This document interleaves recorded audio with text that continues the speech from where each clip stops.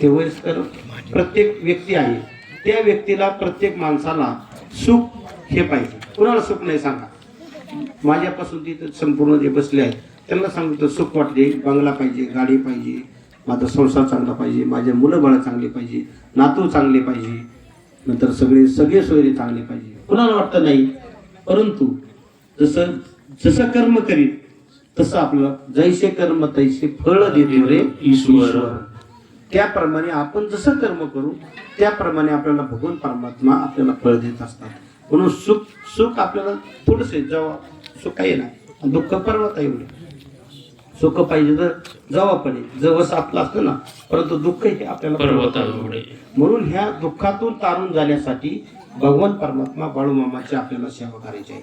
आपल्या गावामध्ये आता भगवान परमात्मा बाळूमामा आपल्याला या ठिकाणी रूपामध्ये आपण भव्य दिव्य असं मंदिर आपण या ठिकाणी केलेलं आहे. तर त्याची सेवा आपल्याला करायची आहे. सुरुवातीला आपल्याला आता हे दुसरंच प्रवचन आहे किंवा तिसरं प्रवचन असं, तर दर महिन्याला आहे आपण दर महिन्याला हे कार्य करणार आहे. दर महिन्याला म्हणजे 12 महिने 12 जातात. प्रत्येक जे अन्नदान आहे, आज कोरटकर परिवारचं अन्नदान आहे, मागच्या वेळेस खामगळ बरोबर नाही, खामगळ परिवाराचं होतं. पुढच्या वेळेस असे जे काय आपल्याला 12 अमावस्या 12 गट तयार करायचे आणि दरवेळेस त्यांनी अन्नदान करायचं आहे. अन्नदान करा. आपली जी प्रवचन सेवा कोणाला वाटतं प्रवचन ठेवा, कीर्तन ठेवा, पण ठेवा. मग ते तुम्हाला नाही नित्य नामी आहे ना, ते नित्य प्राणी दुर्लभ लक्ष्मी वल्लभ. नित्य नियमाला फार किंमत आहे. नित्य नियमाला अतिशय सुंदर किंमत आहे. त्याचं मी तुम्हाला विश्वामित्राचं उदाहरण देत आहे. विश्वामित्र असं होतं की 20 वर्ष त्यांनी तपश्चर्या केली. सर किती वर्ष केली? 20 वर्ष. भगवान परमात्म्याला वाटलं आता हे माझं श्रेष्ठ होईल, थोडं दिवस टाइम राहिला, 20 वर्ष पूर्ण वचन आता ही होईल. त्यावेळेस भगवान परमात्म्याने एक नर्तिका पाठवून त्या विश्वामित्राच्या काम वासनेमधून मुक्त करून टाकलं. पार आता ते व्हायचं खलास झालं. म्हणून नित्य नियमाने आपण जे काही करू, नित्य नियमाने तुम्ही दर महिन्याला हे कार्य करायचं. ते कार्य केल्यानंतर तुम्हाला म्हणजे खंड पडणार नाही. नाहीतर काय होतं, आपण एखादं मंदिर बांधतो किंवा परत लोक विसरून जाते, पण विसरले तयार झाले आणि मागात तेवढं होऊन गेला. म्हणून माझी आपल्या सर्वांना विनंती आहे, दिनरजनी हाची धंदा गोविंदाचे तुम्हाला कोणाचं ठेवा, काही करा, अन्नदान काही करा. अन्नदानासारखं श्रेष्ठ दान नाही. आणि अन्नदान तसं काही नाही समजायचं. ज्यावेळेस आपल्याला जे काही आपण अन्नदान घेणार तुम्ही भाकरी करा, आमटी करायचं.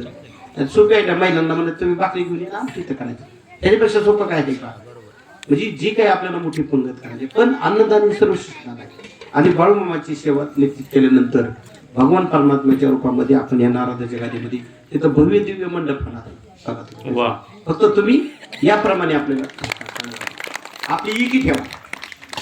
नाही तर काय होतं, हे असं बंधन त्यांनी तसं बंधन हे सगळं करून नका. ऐक कुणाचं काय असलं तर आपल्या बाळूमामाच्या दरबारामध्ये त्यांनी सर्वांची इच्छा ऐकली, त्यांचं म्हणणं ऐकलं आणि त्यानंतर त्याच्यामध्ये केले नाही. अतिशय युवनेश रूपाला विलेद्वारी त्याचा वेरू गेला गगनावरी. अतिशय सुंदर. एवढी आपली लोकसंख्या बघून आपल्याला भव्य दिव्य वाटते. आणि त्याप्रमाणे महिन्यातून एकच कार्यक्रम आहे. बाळूमामांना इतकं वाटतंय की तुम्ही बाळूमामाची मूर्ती सुद्धा इतके भारी आणली. बघा आमच्या तालुक्यात 2-3 बाळूमामाचे मंदिर आहेत. बजरंगवाडीला एक आहे, थिटेवाडीला एक आहे, डिकसळ एक आहे, गणेशवाडीला कोणाचं देवळे महाराजांचं. पण त्यांनी ते त्यांच्या याच्यावरती त्यांनी भव्य दिव्य मोठं मंदिर बनवलं. तेवढं मंदिर तुम्ही बनवले आणि तशीच मूर्ती. आणि जसं आदमापूरला मूर्ती नाही, आदमापूरचा फोटो येतो बघा, आम्हाला दररोज व्हॉट्सअपवर येतो, तुम्हाला येत असेल तुमच्या ग्रुपमध्ये असेल, तर सेम तशीच मूर्ती भगवान परमात्म्याची आहे. जशी सेम टू सेम आहे. त्यानंतर गुरुमाऊली, आदमापूरचे जे मोठे गुरुमाऊलीत ना, त्यांची माझी पण ओळख आहे. ते इतके त्यांच्या पण घरी एवढी मोठी मूर्त आहे. म्हणून ही बाळूमामाच्या रूपाने आपल्याला ही धर्माचे पालन करणे, पाखंड करणं, त्याप्रमाणे आपल्याला या ठिकाणी बाळूमामाच्या रूपाने